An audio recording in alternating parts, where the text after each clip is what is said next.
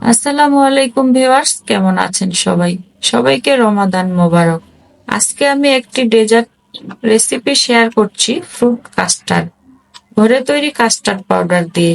অনেক সময় দেখা যায় কাস্টার্ড পাউডার আমাদের ঘরে থাকে না, তবে কাস্টার্ড পাউডার তৈরির যে উপকরণগুলো সেগুলো থাকে। চলুন দেখি কিভাবে কাস্টার্ড পাউডার তৈরি করি। শুরুতে আমি কাস্টার্ড পাউডার তৈরি করে নেব। এজন্য একটি গ্রিন্ডারের জারে নিচ্ছি হাফ কাপ চিনি। এটি গুঁড়ো করে নেব।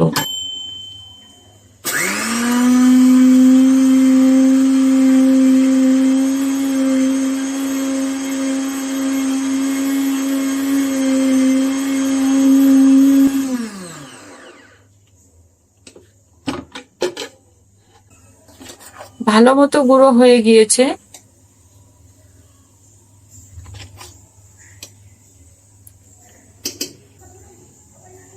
এবার দিব 1/3 কাপ গুঁড়ো দুধ,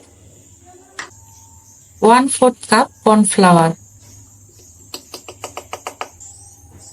1 ফোঁটার মতো অরেঞ্জ ফুড কালার, 1-2 ফোঁটার মতো ভ্যানিলা এসেন্স।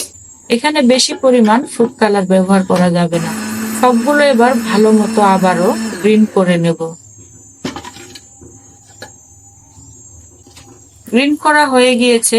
এবার আমি একটি বাটিতে নিয়ে নিচ্ছি। এটি কাচের জারে সংরক্ষণ করে নরমাল ফ্রিজে রেখে দিতে পারেন 2 মাসের মতো।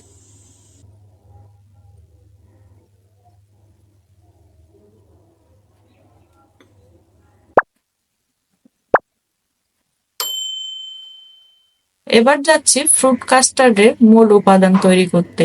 একটি বাটিতে নিচ্ছি 4 টেবিল চামচ তৈরি করে রাখা কাস্টার্ড পাউডার, হাফ কাপ পরিমাণ লিকুইড দুধ দিয়ে এটি ভালোভাবে মিশিয়ে নেব। এমন ভাবে মিশাতে হবে যেন এর ভিতরে কোনো দানা না থাকে। ভালো মতো মেশানো হয়ে গিয়েছে। এখন একটি প্যানে নিচ্ছি 1 লিটার তরল দুধ। দুধটি অনবরত নেড়ে চেড়ে জাল করে কিছুটা ঘন করে নেব।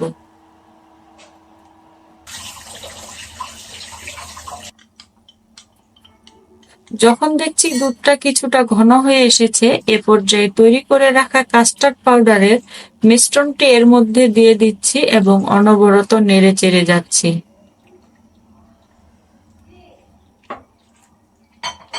এটি দিয়ে আবারও কিছুক্ষণ জাল করে ঘন করে নিতে হবে।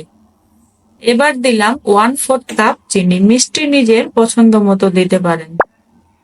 এটি আমি অনবরত নেড়ে যাচ্ছি যেন নিচে লেগে না যায়।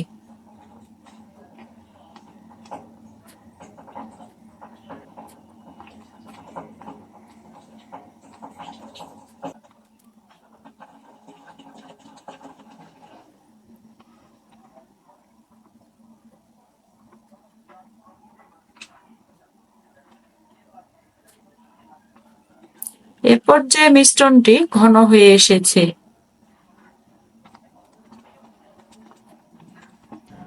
আমি নেড়ে চেড়ে যাচ্ছি এবং মাঝে মধ্যে এর ঘনত্ব দেখে নিচ্ছি। এটি পুরোপুরি ঘন না হওয়া পর্যন্ত অনবরত সময় নিয়ে নাড়াচাড়া করতে হবে।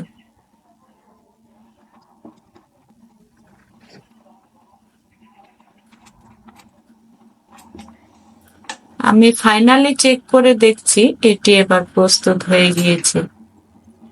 আমি চুলো অফ করে এটি একটি বাটিতে তুলে নিচ্ছি।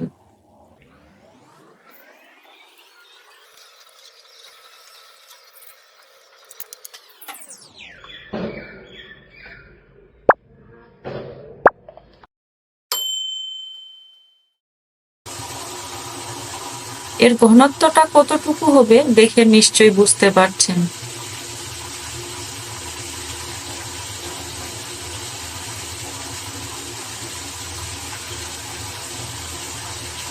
এখন র‍্যাপ করে নরমাল ফ্রিজে রেখে ঠান্ডা করে নেব।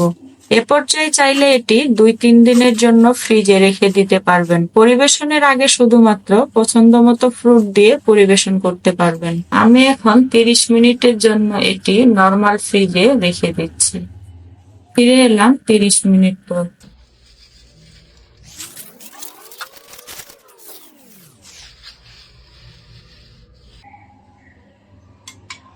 আমি ইফতারিতে এটি পরিবেশন করব, এজন্য আমি এখানে কিছু আঙ্গুর, বেদানা, আপেল নিয়েছি।